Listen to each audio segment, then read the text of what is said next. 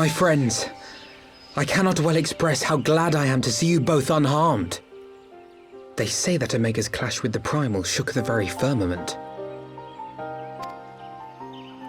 You need not have worried. The battle took place far above the ground. We were able to observe in relative safety, though I'm given to understand that there were casualties on the far side of the wall.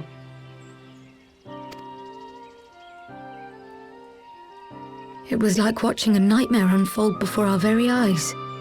Ilbird's primal manifested in the form of a colossal dragon, a being of pure violence.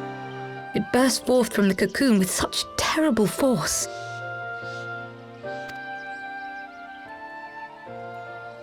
That such a horror should spring from the eyes of Nidhogg comes as no surprise. Nor do I wonder at its form. Ilberd all but announced it in the moments prior to his death. Plainly, it was his dying wish to visit a second calamity upon the Empire.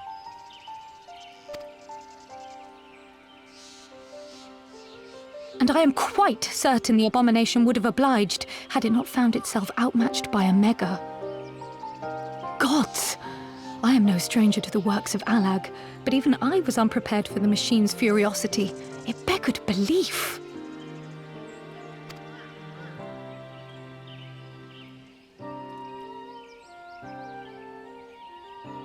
And how fares poor Ida in the midst of all this? Have you spoken with her? She is up on the platform, lost in thought. We deemed it best not to disturb her, but mayhaps she would welcome some company after all. Shall we?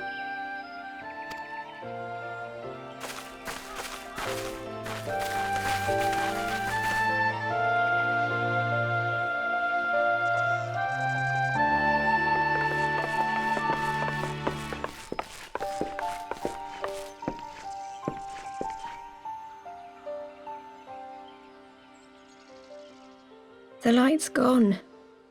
It was all we had left of him.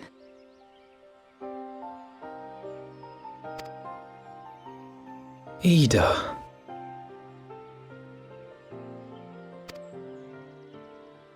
I don't blame anyone.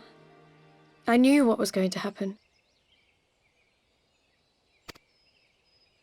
I knew the spell Papalimo meant to cast would drain away his life force. I knew that it would only buy us a little time.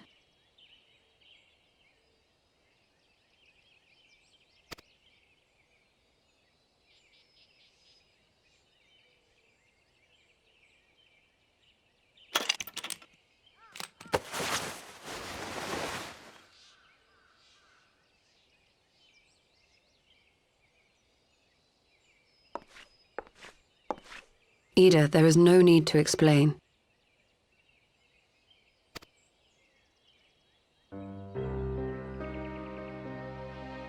But there is.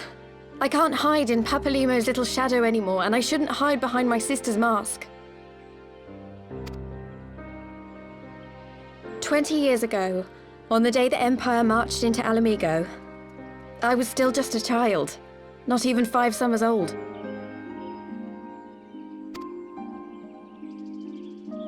My father had been one of the leaders of the revolution. He had fought to overthrow the Mad King, Theodoric.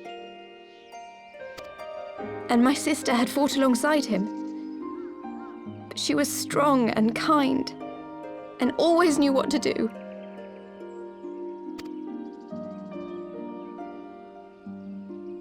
But when the Garleans came, everything changed. My father went to war against them too. And I never saw him again. After that, I remember a lot of running. My sister dragged me for malms and malms until we came to the city of Sharlayan. That was where she met Master Louis Soir. He introduced her to the Circle of Knowing, and she eventually became an Archon. She was your inspiration. Is that not why you took up her mask and her name? Or did you simply mean to continue what she had started?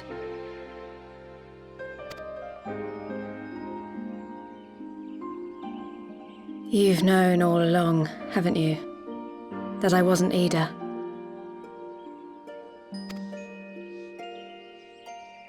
Of course. We all recognized you at once. 'Twas Papalimo who persuaded us to maintain the charade. It was silly to think I could fool you. I knew that even then, but I sort of decided not to know.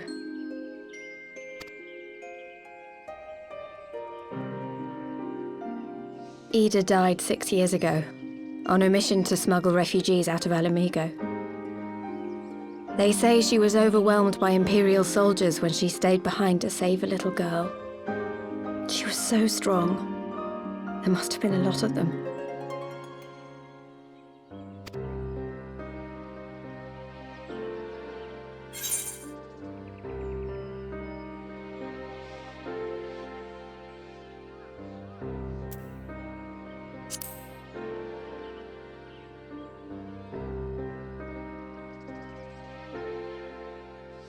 I'm sorry for lying to you. My real name is Lise. When Papalimo brought me Ida's mask, it was meant as a keepsake, but I decided I wanted to be his new partner, to keep alive all the good that she had done.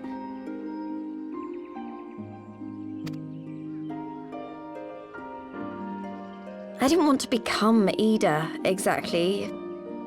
At the time, though, I still didn't know who I was myself, and it almost seemed easier to play the role.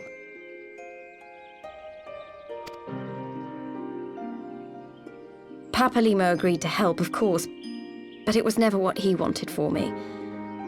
He wanted me to walk my own path, and those were his final words to me.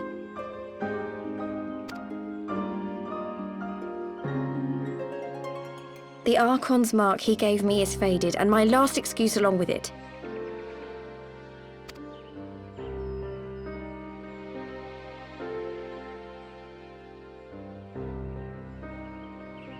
So this is it. Whatever I choose to do from now on, I do as Lise. And I choose to continue my family's fight. I want Alamigo to be the country that Ida and my father always wanted it to be.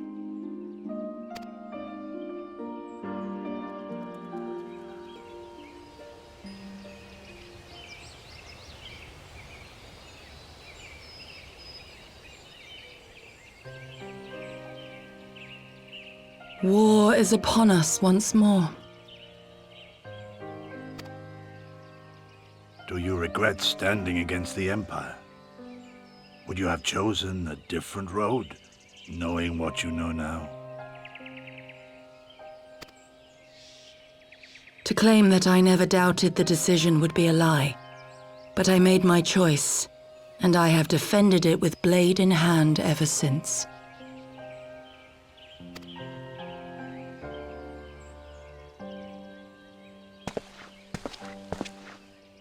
The battle continues, and our steel is needed. Come, Shadow Walker, we leave for the east, for Doma.